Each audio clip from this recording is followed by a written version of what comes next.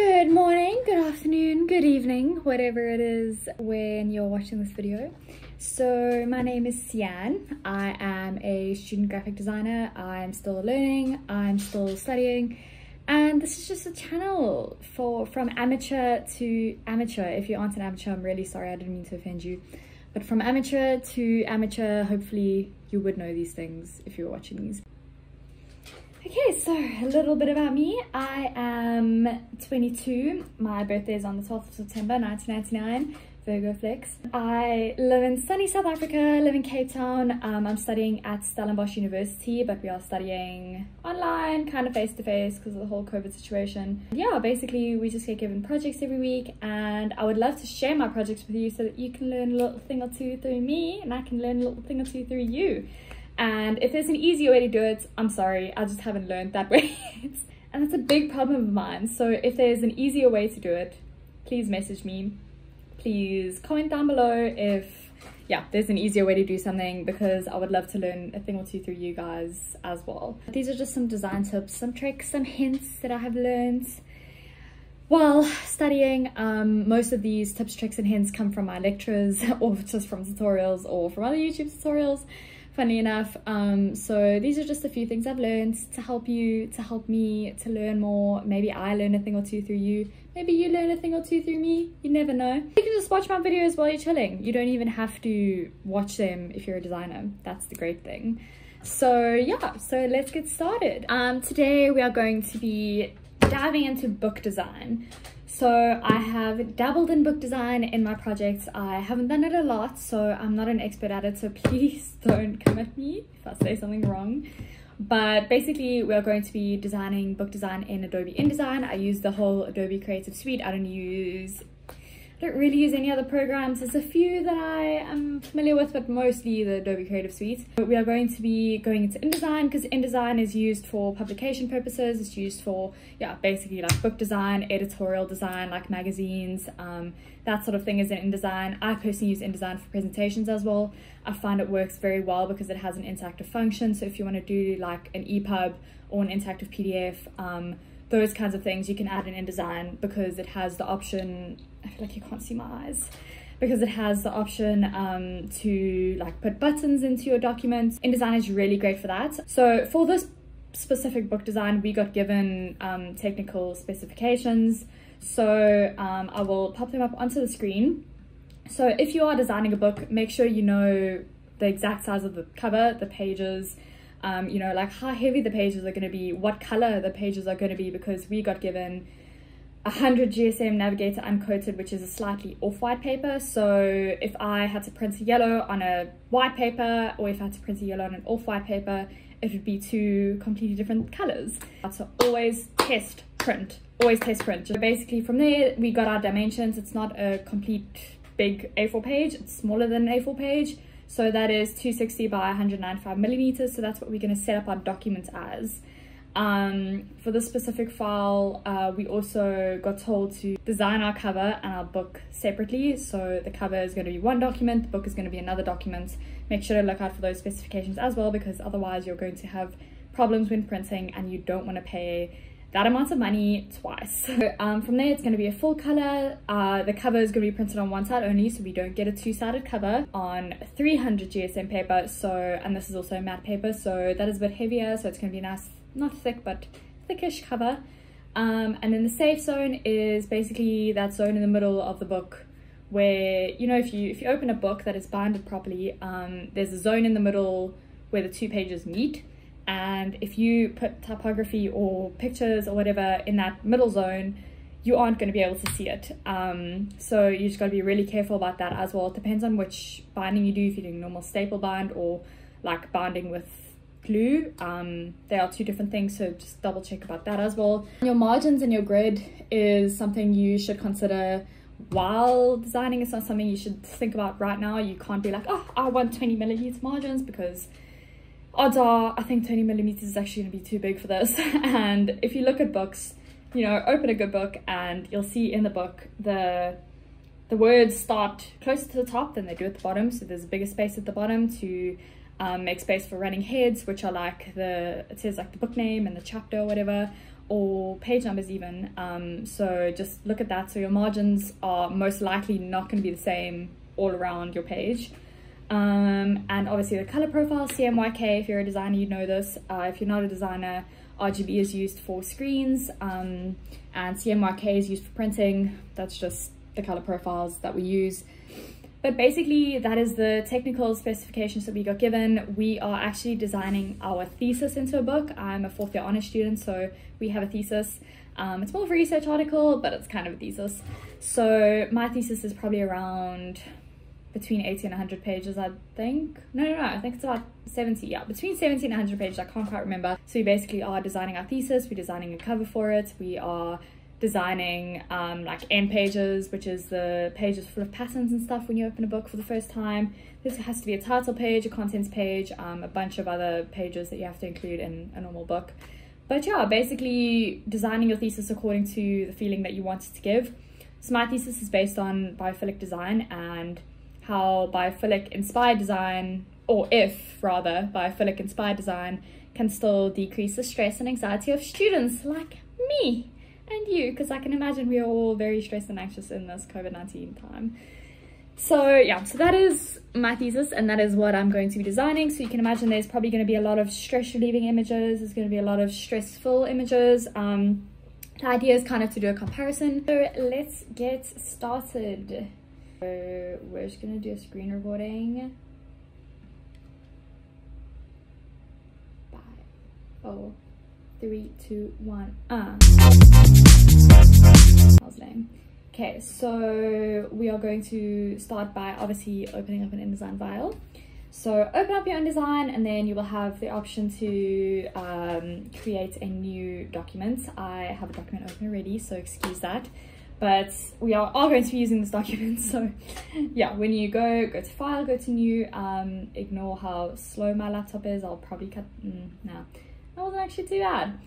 Okay, so when designing an InDesign file, when opening and setting up, that's the word, setting up an InDesign file, first thing you're gonna do is obviously name the file. We don't want it untitled because this baby deserves a bomb name. So this baby is going to be called YouTube tutorial bomb name folder, file, not folder, file. So YouTube tutorial bomb name, well, foil file.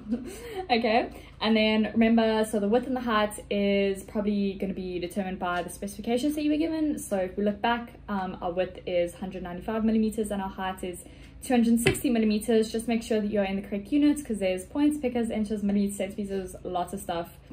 I usually use millimeters. I feel like it's a lot easier, and you can find specifications of like A4, A3, whatever the case may be on Google extremely easily. So the orientation, we obviously want it to be portrait because it's a book. Pages, for now, for the tutorial, let's just put like 4 pages. So facing pages is basically what you'd see if you open a book. So if 2 pages of the book, let me just get it. So if you open a book, these are called facing pages because it is 1 page and it is 1 page and they are facing each other. And 2 pages next to each other like this is called a spread. So facing pages mean that you want the pages next to each other. This is great for if you want a book design or editorial design or publication or whatever the case may be.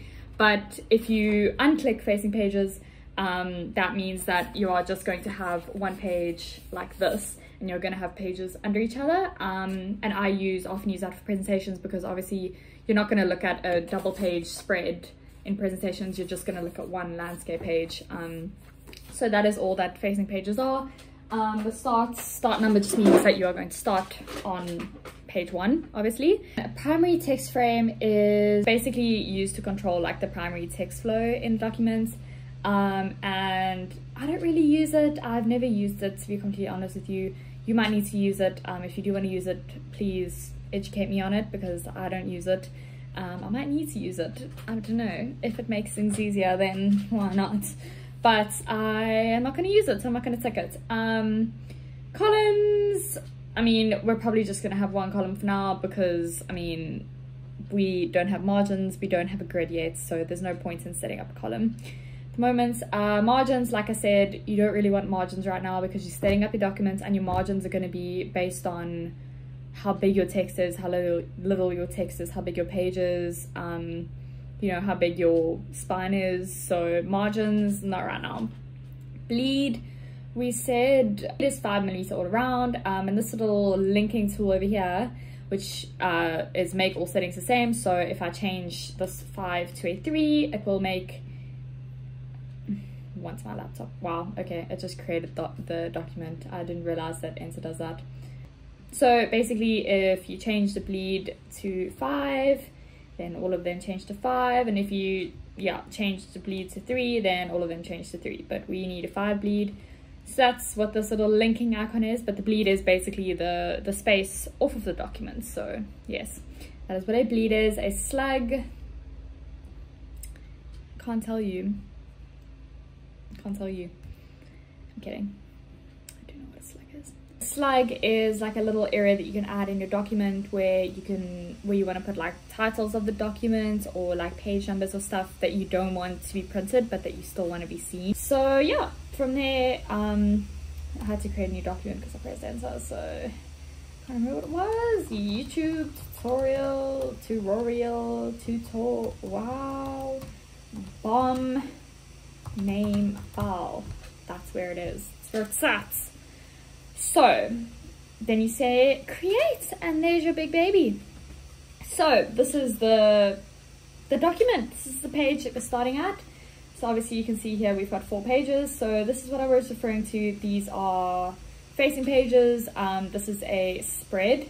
So if someone asks you to please design 4 spreads, that means 8 pages. So just keep in mind that this is not 1 page, these are 2 pages that are just next to each other. So yeah, don't get confused between pages and spreads because they are 2 very different things, and I have made that mistake many times. We are actually going to start designing our typographic grid. Your grid has to be designed according to the text that you are using, the typeface that you are using, you know, how big it is, how small it is, how much space is between the 2 lines. I think that's called leading or tracking, or one of those. You have to design a grid according to that, and that's what we are going to be doing today. If you don't use a grid, ladies and gentlemen, I can promise you, if a professional looks at your work, they will be able to see it immediately. You're going to be using a method from a reading that we got given, so I will pop the reading in the description below. It's called A Type Primer by Kane. It's really good reading if you are interested in learning more about grids, and this is specifically for typographic grids. So if you are doing book design or publication or whatever the case may be, this is great. This is going to level up your work completely. I'm just going to describe some of the terms that we're using. I'm going to go back and forth between the documents, and this is your text page. This is what it's called. This whole area over here is called your text page. And once we do some margins, let's just add some margins for interest sake. Let's do 10 millimeters on the top, and yeah, whatever, all round. So these are your margins. So ideally you don't want to put text outside of the margin unless you want to make someone feel uncomfortable, unless you want to do like text that runs off the page. It really depends on your design, but ultimately if you are following your grid, you should not put text in your margins. There needs to be breathing space. You can't put text everywhere. You can't put text falling off of every page. It just makes it uncomfortable to read. You won't see that in any books that you're reading, so why would you do it, you know? Just think logically. These are your margins. I'm going to delete them now because I don't need them anymore. Well, not yet anyways. This is a grid field. So this is the basic component of any grid. You put things into this block, whether it may be an image, whether it be text, whatever. You can use your grid in any way that you want, but it does need to have gutters, just so that if you put text in this one block and text in this one block, then there is still space between them, or images, whatever. And then obviously this is an active corner and a passive corner. Ideally you'd want to place the corner of your text box in one of those corners. That's just design. You know, if you don't want to conform, just don't conform, you know? If you want to be rebellious, don't do it. Leave the video. Please leave a like on your way out. Just leave the video if you don't want to conform. You don't have to conform. No one's telling you to conform. I'm telling you to not conform. Okay, we're done. Anyways, so from there, these are the gutters. Like I said, you need gutters these are just separating fields. Basically, that's what gutters are. You can see in this page over here that the margin at the bottom is slightly larger than the margins on the top, right and left, and that is to fit in this beautiful little page number and a running footer. So first thing you're going to do is pick a typeface. Ideally, like in this document, I've done a type test. Why are you in an ombre?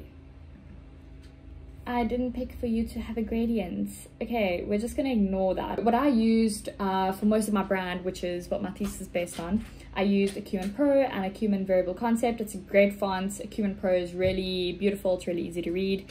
It's easy to read in both print and screen. Well, I find it easier to read. Some people won't, but I do. I love this font. And if you download Acumen Variable Concept, is actually a font that is like you can change it, which is great. You are able to change the weights to like custom settings. So let's just take this little piece over here and select it. And then if you go to this little area there, you can change the weight. You can give it a custom weight. You can make it super thick. You can make it super thin. I'm just gonna do that because obviously I'm gonna keep it that way. You can change the weight, you can change the width, and you can change the slants according to how you want it. So I found this font really nice and flexible. I've used it in most of my projects this year, and it's worked very well because you can really get a nice hierarchy of information by just tweaking it the way that you want it to look according to your own aesthetic. But for today's example, we are going to use Acumen Variable Concept. This one, it is in light. Let's just paste it here. So Acumen Variable Concept, it is light, it is 12 points, and it has 16 leading. And like I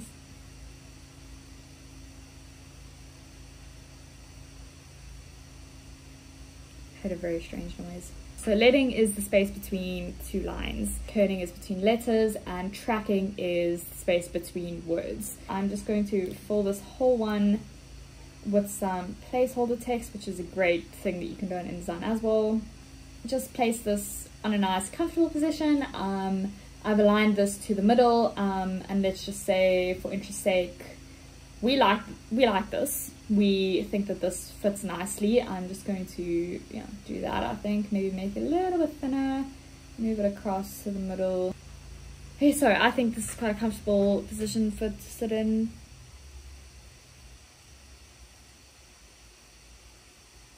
Yeah, this is quite a comfortable position for my text to sit in. So we're going to do a ruler. So this is 15.5 millimeters. Oh my gosh. Okay, let's just actually make it 15 and make life easier for myself because I can't deal with 0.5 maths. That's just terrible. So we're going to place this in the margin, and this is obviously going to get a gutter still, so don't expect it to be that big. So we're going to do 15 millimeter margins, and I'd say I'd probably add another 10 millimeters on here. So 15, that'll be 180 millimeters. I'm looking at the X value next to this little man over here. So let's do another 10.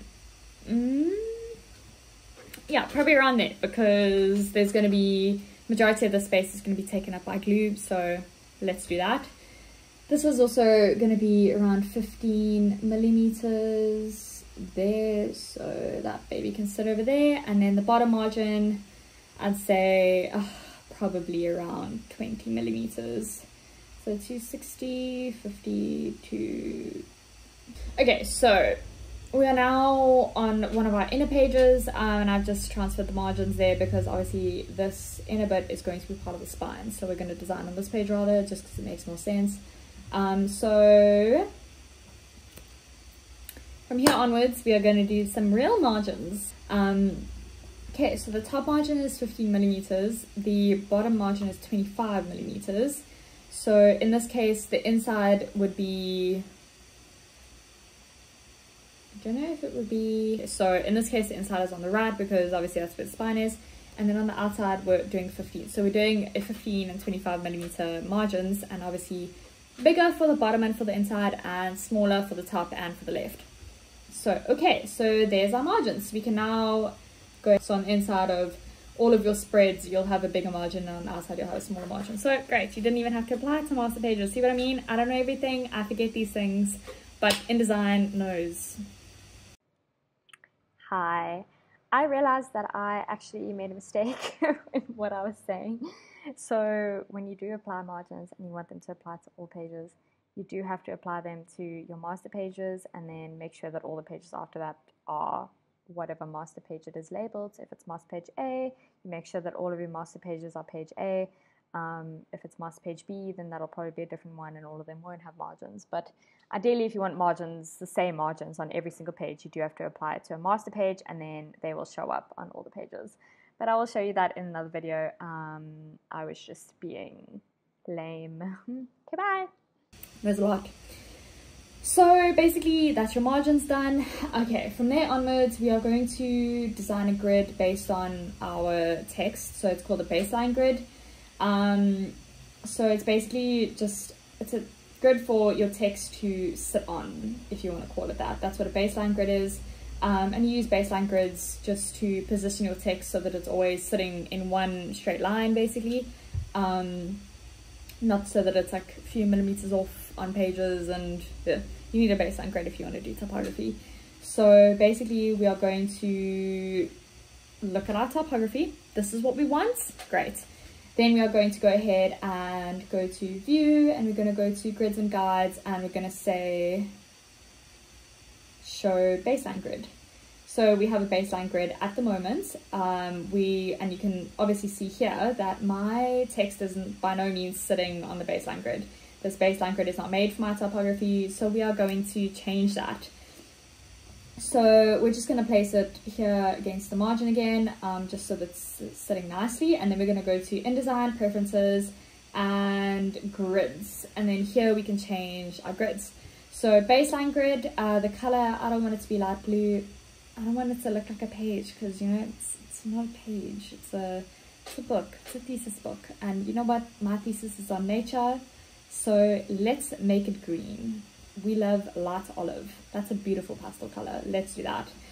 So we're going to start our baseline grid probably at our top margin, I'd say, because that just makes sense, because you're probably not going to have text outside of that. So let's start it at 15 millimeters.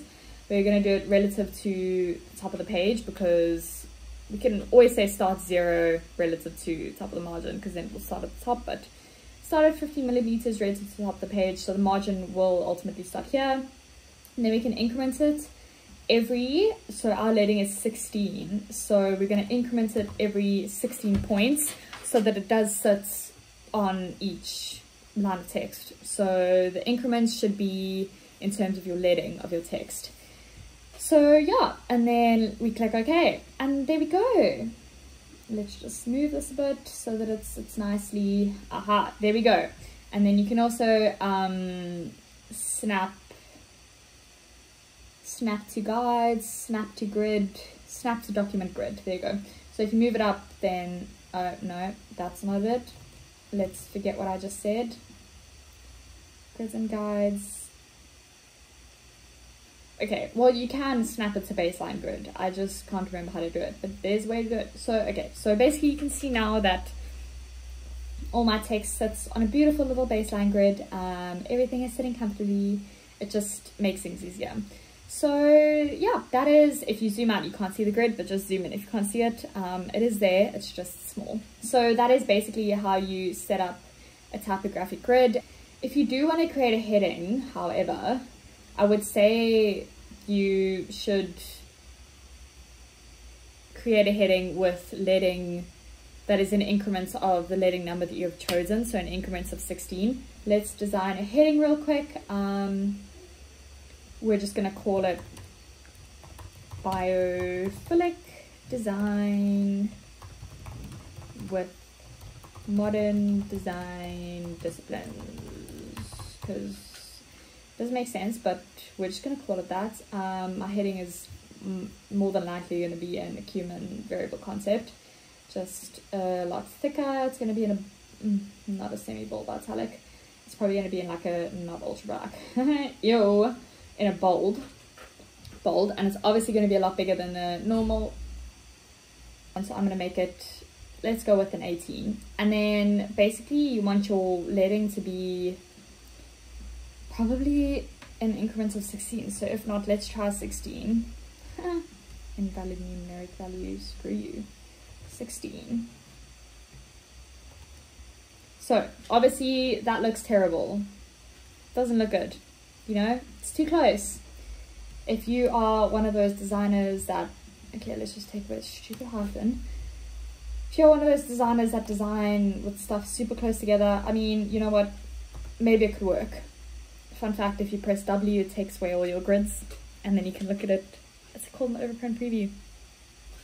I'm not liking this. I would much rather have it on this bottom grid. So, you know, what's 16 plus 16? 16 plus 16 is, I'm gonna guess, 32.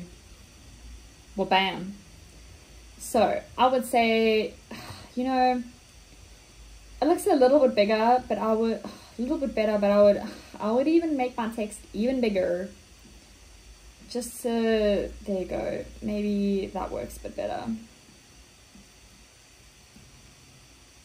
There you go. I'd say, yeah, that looks great. That looks great. I quite like that. And let's just bring this disciplines to the next line even. And then we can move this down to our bottom margin even, line it with the bottom margin. There you go. That's a great grid-like structure. Even if you wanted to make this, this is called ragged left line at the moment. So let's make it a ragged right and align it to the other margin. That could even look great. Yeah, so this is basically how you use typographic grid and how you set up a grid according to your typography and what you have chosen.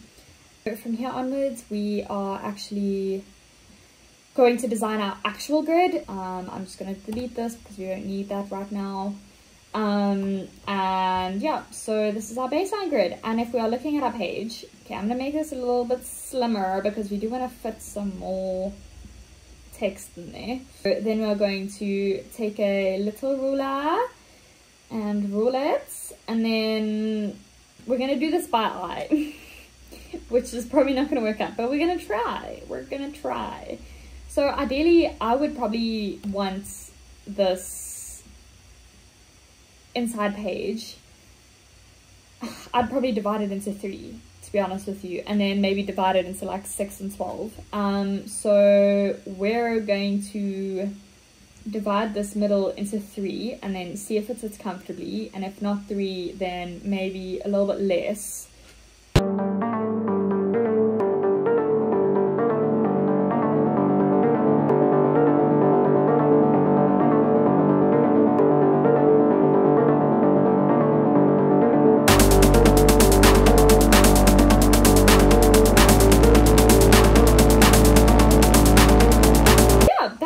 Pretty darn accurate. Okay, so we're going to keep it like that. So okay, now that this is divided into 3, we're going to keep this ruler here and we're going to give it some gutters. So we're basically just divided our text page into 3 columns. I would say 3 columns of text would probably sit quite comfortably if it was a bit smaller. So yeah, basically, yeah, once we have gutters, it will have more space in between, but that's basically what 3 columns of text would look like. There's a clear distinction between what is text and what is white space. So that's if you'd had 3 columns of text, but I don't like small columns of text, so that's probably most likely not going to happen. So we've divided this into 3, and now we are going to give it gutters. So you have to draw in gutters vertically and horizontal. So at the moment we are going to do vertical gutters, and they are usually 2 EMS of the text typeface. So you take the point of your text, and so you basically just times by 2. So ours is a 12-point text, so we're going to have a 24-point gutter. So we need quite a thick gutter just to make sure that you can distinguish between what is text and what is not. So 12-point text. Sorry, that sounded very gross. I'm gonna just block that out.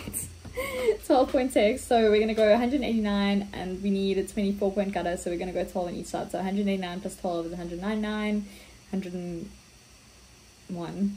201, yeah, points. And then we're gonna go 12 to the left.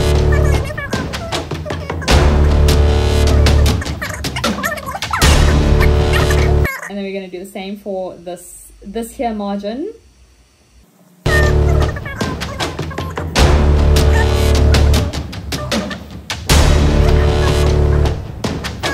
These are, I'd say, these are fair. This is a fair gutter if you line text up.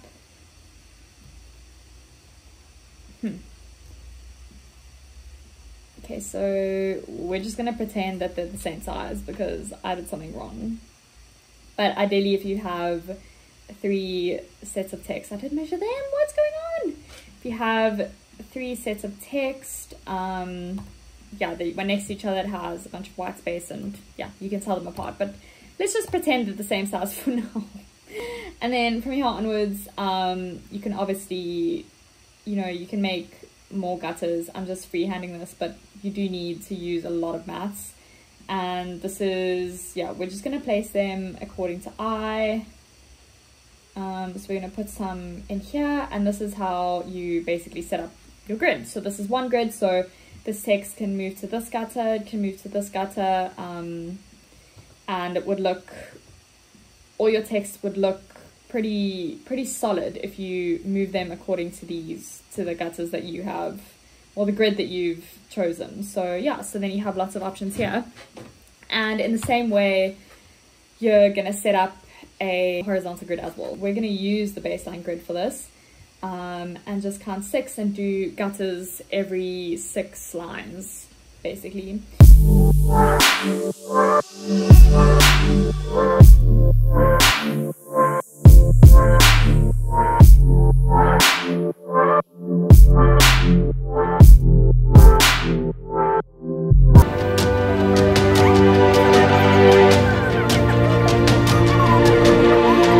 If there's an easier way to do this, please tell me. Please tell me.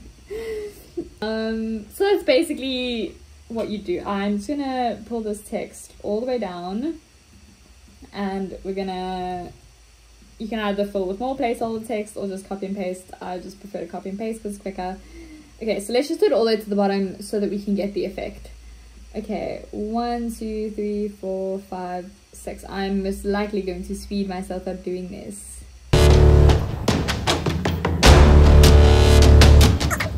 From here, so you can basically now see, yeah, these are the vertical and horizontal grids that I've made. We're just going to put a line here as well, at the top margin and at the bottom margin. Okay, so ideally you would want your bottom margin to line up with the bottom of your typographic, like, vertical grid. So ideally I would most likely have my text end on this bottom line over here and have a page number here. So let's just add in a little page number and maybe like a running footer kind of situation here. So let's just, okay, you know, we're not changing it. It's going to be Minion Pro just for the sake of time. So let's line that baby up. Let's do a running head. Let's call this the chapter that changes you. And obviously these running footers would be a lot smaller. They'd probably be around like 8 or 9, I'd say, because my main text is, yeah, and the page number would also be 8 or 9, okay. Ideally, that is what your page would look like. Quite a lot of space at the bottom, quite a lot of space in the top for you to work with. Images and stuff can go all over the page. Ideally, I'd say I'd probably make my text around this big, you know, leave some space for heading. I think I would personally put more vertical grids in just to make more active and passive corners for your text to be placed, because I feel like this is too big a gap. You want to be more flexible. You want a lot of spaces to put your text in, and with a bigger grid with more lines and more gutters, you have so much more freedom. So yes, I would put another grid here. It would probably be at around there, I'd say. So that is how you set up a typographic grid. I'll put the reading in at the bottom. And please let me know if there's easier ways to do this. I know there is ways that you can create grids and guides manually by just putting in the numbers and not using like rulers and maths like I did. I know that there's a way to do that. I find it easier to use rulers. I hope that you guys have enjoyed this little session. If I did do anything wrong, please let me know. Let me know if I helped you. Let me know if you are designing a book. Let me know if you are writing a book. If you have a YouTube channel that you'd like me to subscribe to, please drop it in the comments below. If you have any questions, I can't promise I'll know how to answer them, but if you have any questions, let me know. But yeah, it was great hanging out with you guys for the first time. If you like this video, please give it a like. If you want more design tips and more dummy ways to do design, please click subscribe. But we're all in the same boat here because we're all designers and we don't know everything. Remember that. So yeah, I hope you have a great day, and remember that we're all dummies here. You're not alone. So don't ever think that you can't do anything, because nothing is impossible. And yeah, that's about it. I hope you have a great day. I'm just going to show you my dog to make you a bit more happier. She's cuddled up here. Aww. I'm just gonna move this away. Look at how cute she is. So yeah, go give your dog a kiss. Go watch her sleep. Go take photos of her while she's sleeping. But yeah, I will see you guys in my next video, and hopefully I will be more of help in that video, because this video was very unprepared. But yeah,